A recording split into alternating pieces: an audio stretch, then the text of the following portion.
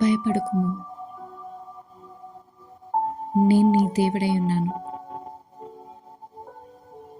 దిగులు పడకుము, నేను నిన్ను బలపరుతును. నీకు సహాయం చేయవాడును నేనే. నీతి అను నా దక్షిణ హస్తముతో నిన్ను ఆదుకొందును.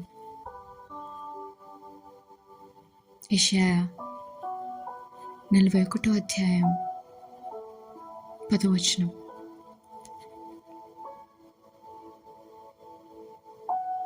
చిన్నప్పుడు క్లాస్లో టీచర్ ఒక పేపర్ ఇచ్చారు.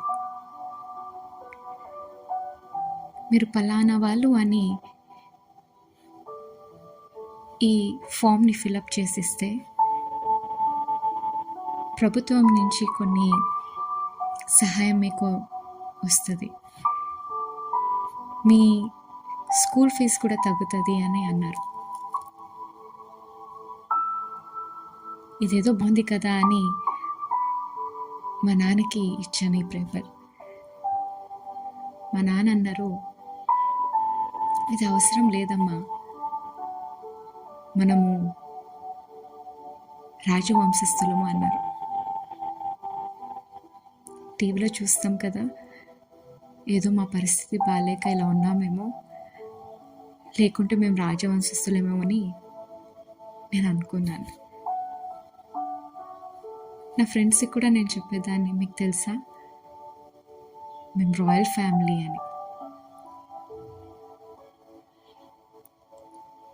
ఎప్పుడైతే నేను దేవుని దగ్గరికి వచ్చాను, వాక్యాన్ని అర్థం చేసుకున్నాను, అప్పుడు అర్థమైంది మా నాన్న చెప్పిన మాట. ఈ వాక్యం చిన్నప్పుడే నా హృదయంలో పడ్డది కాబట్టి ఏది ఉన్నా ఏది లేకున్నా ఎప్పుడు కూడా అనుకునేదాన్ని, లేదు నేను రాజవంశస్థురాలిని అని. ఎప్పుడు దేవుని ఇంకా ఎరిగానో ఈ వాక్యం నన్ను ఇంకా చాలా బలపరిచింది. ఎంత జ్ఞానులు, ధనవంతులు చుట్టూ ఉన్నా, ఏది ఉన్నా ఏది లేకున్నా కూడా ఈ వాక్యం నన్ను ఎప్పుడు కూడా గుర్తు చేసేది. నువ్వు దేవుని బిడ్డవి, నువ్వు రాజవంశస్థురాలివి, నువ్వు యాజకుడివి అని. దేవుడు ఈరోజు మీతో మాట్లాడుతున్నారు.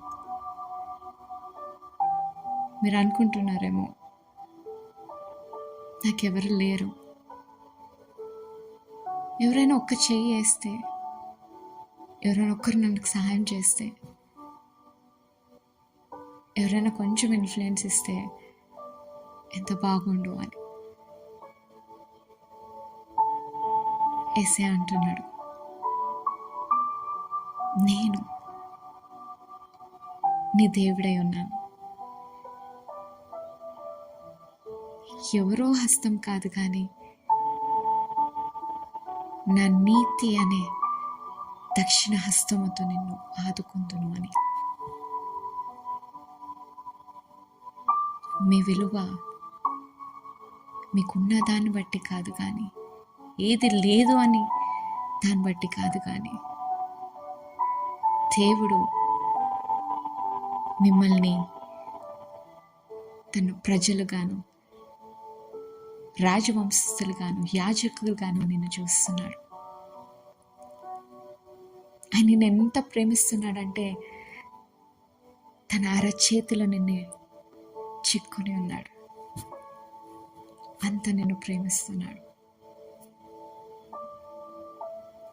మీ విలువ మీకు ఏది లేదో ఏది ఉందో అని కాదు కానీ, దేవునిలో మీరు ఏమై ఉన్నారో అని తెలుసుకోవాలని దేవుడు ఆశిస్తున్నాడు.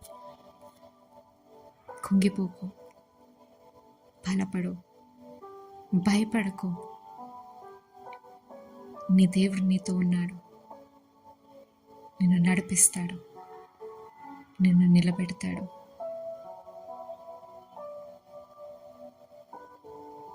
దేవునిలో మీరు ఏమై ఉన్నారో మీరు తెలుసుకోవాలని. దాని ప్రకారంగా మీరు నడవాలని, బలం పొందుకోవాలని, ఆశీర్వాదంగా ఉండాలని నేను ఆశిస్తున్నాను. దేవుడు మిమ్మల్ని ఆశీర్వదించును గాక.